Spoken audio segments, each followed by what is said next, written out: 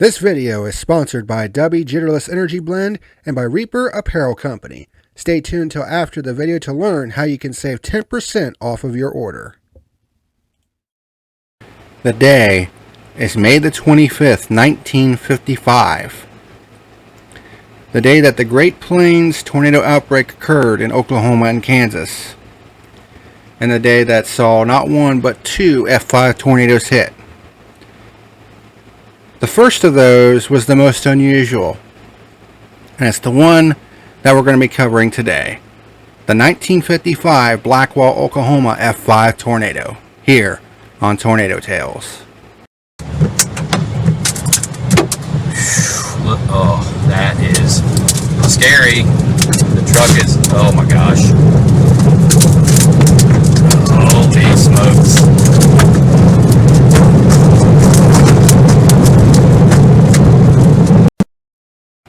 Hey, what's happening, ladies and germs? This is the PackerMan, and welcome to today's edition of Tornado Tales. Where today we're going to be covering the 1955 Blackwell, Oklahoma F5 tornado. Now, I realize this was supposed to be the Ewan tornado from 1974, but in order to use some of the footage and pictures of said event, I've had to get in contact with Tornado Talk, who has a lot of the pictures that I want to use, and I need to get permission from them in order to use them. So the Ewan tornado for the moment has been put on hold. So in its spot for the time being, we're going to be covering another very unusual tornado. This one from 1955, May the 25th, 1955 to be exact. This tornado is the Blackwell F5 tornado. This tornado was actually a part of a much bigger outbreak known as the Great Plains tornado outbreak of 1955. It was actually a two-day event, May the 25th and May the 26th, with 47 different tornadoes touching down in the Midwest, with 12 F-Zeros, 17 F-1s, 13 F-2s, 3 F-3s, 1 F-4, and of course, the pair of F-5 tornadoes. In total, the outbreak would kill 102 people, cause more than 500 injuries, and cause more than $30 million in damage in 1955 currency.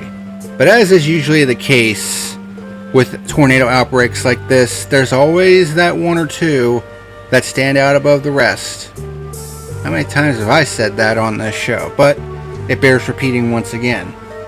Can we talk about the Supercell thunderstorm that produced both of these F5 tornadoes basically one after the other?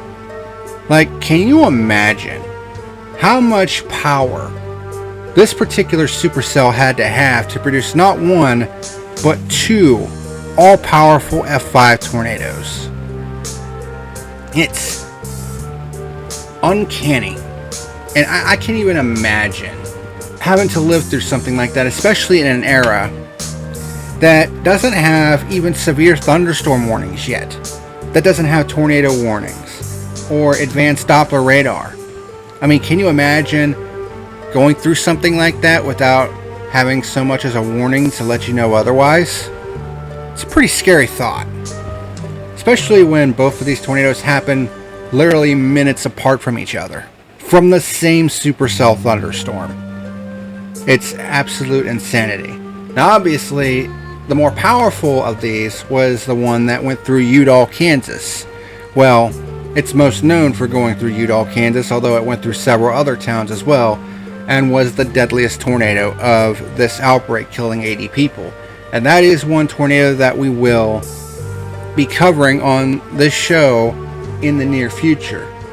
However, we're going to be covering the Blackwell F5 that this particular supercell produced, because it exhibited some very unusual weather phenomena, because there were some eyewitness reports seeing that there was a prominent blue light emanating from the funnel as it approached the town, almost like a fireball or a 4th of July pinwheel emanating from the tornado.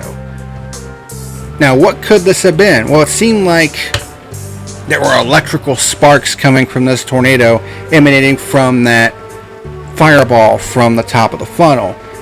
This may have been, in fact, St. Elmo's fire.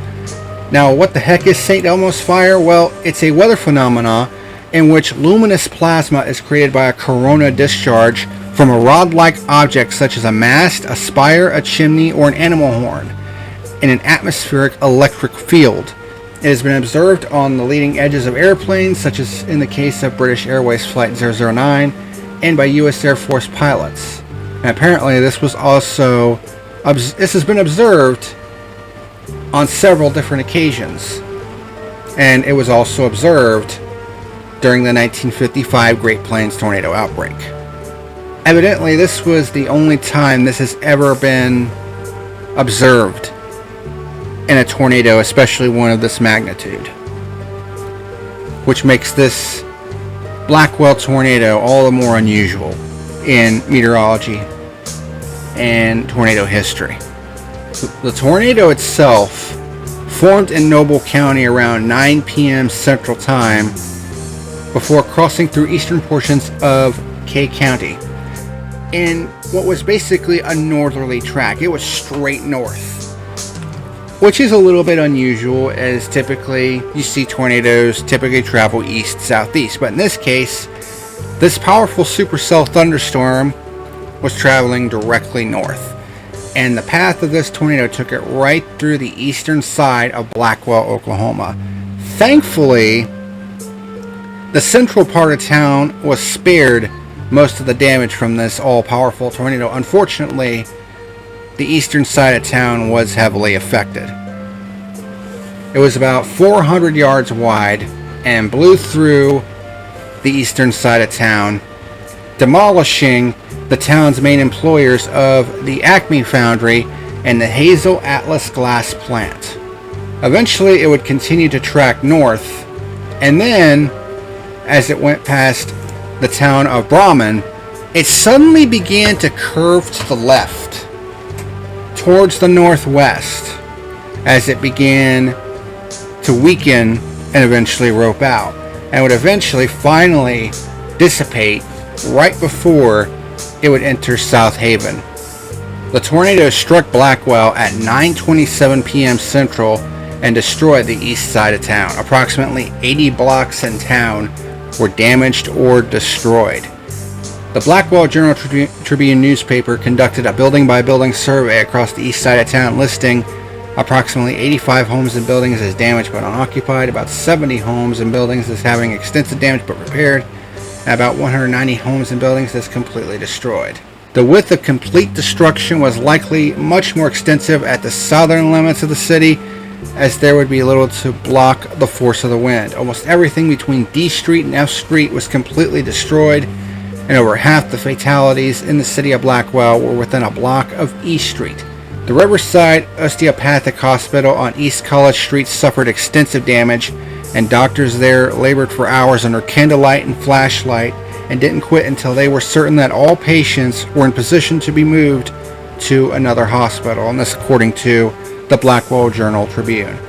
Fortunately, there were a large number of police officers that were already in the area that evening that were attending a meeting of the Northern Oklahoma Southern Kansas Peace Officers Association. So once the tornado went by, they were able to go right into search and rescue. However, there were heavy rains that continued after the tornado, which hampered rescue work that evening and caused the Tecassia River to flow out of its banks into some low sections of towns the following day. There were other tornadoes in Kay and Green counties on the evening of May 27th, which was 2 days after the Blackwell tornado went through, but they stayed to the north and caused no injuries. And obviously, when warnings were sounded, people were like, oh, we're going underground, because, yeah, we don't want to be dealing with that. In total, the Blackwell tornado would claim the lives of 23 people overall, would cause 280 total injuries, destroyed nearly 1,000 buildings. 961 total buildings were either damaged or destroyed, and would cause $12.5 million in damage in 1955 currency. $12.5 million in 1955 would be the equivalent of $146 million today. And thus ends the tale of the 1955 Blackwell, Oklahoma F5 tornado. One of the most unusual tornadoes in the history of meteorology because of the crazy weather phenomena that occurred during this tornado. Unfortunately, because this happened in 55, there isn't really a whole lot of information on it in terms of newspaper articles and all that stuff, although there is a book that was published regarding the tornado called Without Warning, Story of the 1955 Blackwell Tornado. I haven't had a chance to read it, but it sounds like it would be a good read. It would probably instill more information regarding what happened during this very, very weird tornado event, to say the least. But that's going to do it for this edition of Tornado Tales. Yes, it's a little bit of a shorter episode, but considering that, you know, the Guin tornado has to be put on, the review of the tornado from Guin 1974 had to be put on hold because I'm still waiting for permission to use stuff.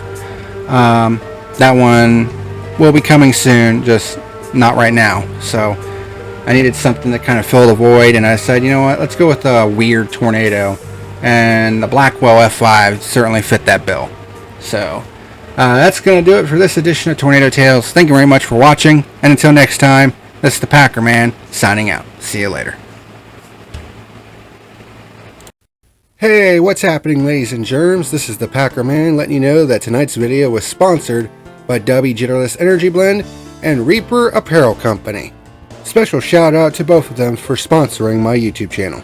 Dubby Energy is a jitterless energy blend that contains coffee fruit extract and was designed to give gamers a boost of energy without all the downsides of regular energy drinks like crashes and harmful ingredients. And there are several different great flavors that you can try, such as Dragonade, Push and Punch, Galaxy Grenade, Beach and Peach, Watermelonada, and the limited edition Palm Blom flavor.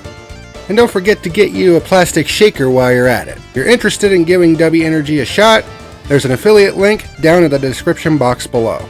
In addition to Dubby Energy, this video has also been brought to you by Reaper Apparel Company.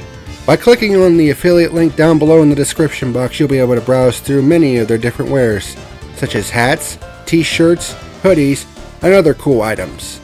And that's not the only thing. When you place an order and you go to checkout, be sure to type in the code PackerMan and you'll be able to save 10% off of your order. And it would also help me out as well if you use the affiliate link, so thank you if you do. And also, special thanks to both Dubby and Reaper Apparel for sponsoring my channel.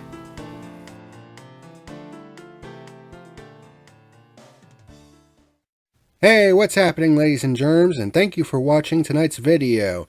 Be sure to hit like and subscribe to stay apprised of the latest videos for this channel. If you would like to join the Spare Parts Gaming community, links to their Discord and Facebook are down in the description. Also, if you would like to leave me a tip for the video, a link to my coffee is down in the description box below at buymeacoffee.com/thepackerman71. Also, be sure to give my channel sponsors Dubby Energy and Reaper Apparel Company a shot. Their affiliate links are down in the description box below, and it would help me out as well. Thank you very much for watching, and until next time, this is the PackerMan signing out.